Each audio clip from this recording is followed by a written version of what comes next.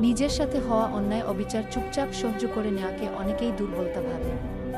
কিন্তু সত্যিটা হলো, সবাই শব্দ দিয়ে প্রতিবাদ করে না। কেউ কেউ নীরবতাকেই নিজের ভাষা বানায়। আর এই নীরবতার ভেতরেই লুকিয়ে থাকে অগণিত না বলা কষ্ট। এই পৃথিবী সবসময় চুপ থাকা মানুষকেই দুর্বল ভাবে।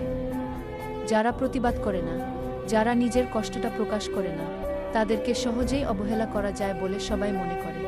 কিন্তু তারা জানে না, নীরব মানুষগুলোই সবচেয়ে বেশি মনে রাখে। তারা চিৎকার করে না, কিন্তু ভেতরে ভেতরে প্রতিটা অন্যায়, প্রতিটা অবহেলা জমা করে রাখে। আমিও তেমনি একজন।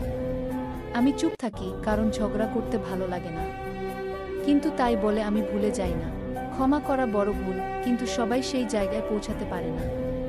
কারণ কিছু কষ্ট এত গভীর হয়, যা শুধু সময় না, জীবনও মুছতে পারে না। তাই আমি চুপ থাকি, কিন্তু মনে রাখি কে কখন আমার সাথে কেমন ব্যবহার করেছে।